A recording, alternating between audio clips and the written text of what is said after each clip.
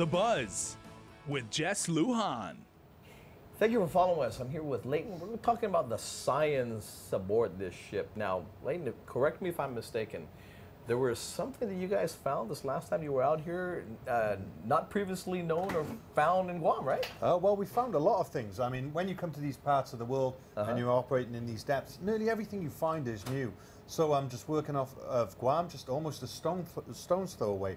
We found a new seamount, which we actually named after the ship. So that became Falco Seamount. Okay. In addition, we also found this really long ridge system. And because during that cruise, I mean, with a lot of things at sea, things go wrong and our engineers fixed it. We named it in honor of the engineers around the world. So that one was called Engineers Ridge. Okay. In addition to that, and in terms of biology, we found a unique new species called ghostfish. Ghostfish, yeah. I think we found around 8,100 or 8,200 meters down. So that was not known to science before then. Now, when you're talking about a seamount you just found, what does that do to the undersea mapping then? Because it wasn't previously known and all that. What does that do to navigation-wise? Navigation-wise, yeah. Well, in terms of surface navigation, it doesn't really matter. The top of the seamount we found was actually something like 5,000 meters below the water. However, for science, it's another mark on the map. When you think we only know 10% of our oceans, there's a new seamount that's been found,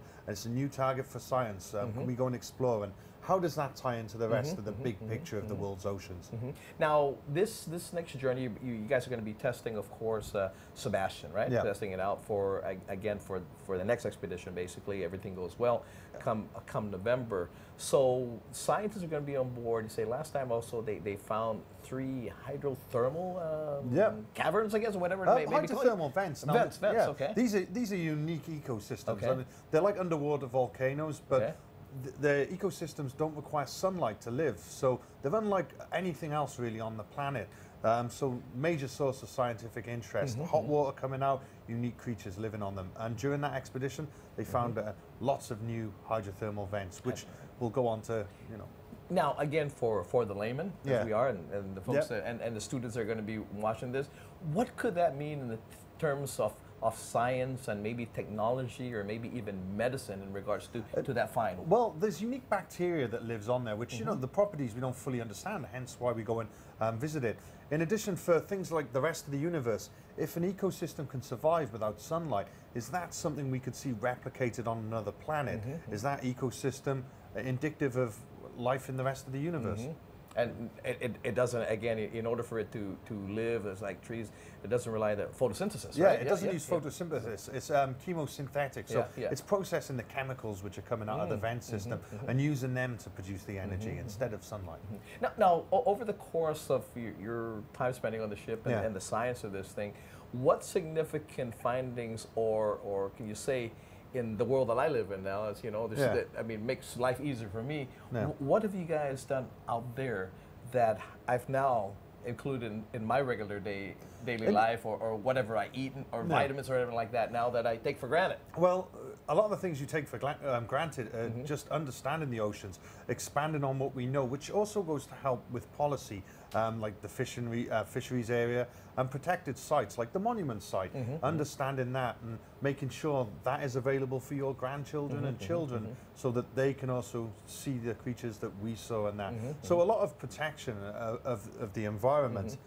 There's always lots of new things in terms of technology. We're testing them at the extreme edge, we've got pressure and stuff.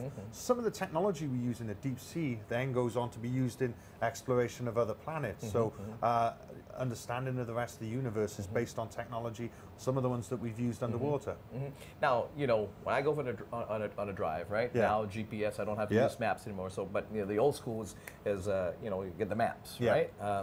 Likewise, I guess when astronauts go into space, they have a space map, right? Yeah. But you guys have a different map too. You have a sea map, basically, right? We have a map, just like we're an almost like Google Earth thing, but under the sea. Okay. But it's not complete. As we say, only 10% of that map is known. So even with Sebastian, it's like going around in the dark with a torch and exploring new things. So, I mean, we can map areas, and we've mapped some large areas off Guam, but there's still a lot to do. And trying to navigate under this, first we go in and we map, then we put the ROV down, and we've got a system similar to GPS for navigating around. Because when we see these things, we want to record where they are. So let me ask you, when you compare undersea life and the world under sea. You know, it seems like we have traveled the universe a lot more than we have gone underwater. Oh, we do, yeah. Fully about the planets that are around us. We know more about their surfaces than we know under our own under the water. I mean, I think 10%. And why is that? Why is that?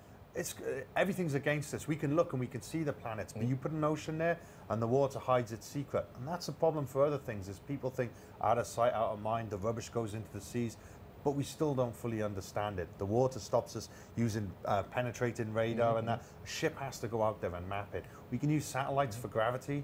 But that just gives us a vague understanding of what is there. Leighton, thank you very much. Not a problem, I look sir. forward to talking to you in November. Yeah, I'll see you in November. With scientists as well, right? Yeah, we'll be bringing scientists. And thank you. Yeah. Hey, we're going to close it out. We're going to be talking more about the owners, stuff about the owners. It takes a lot of money to be able to fund this thing. Be right back.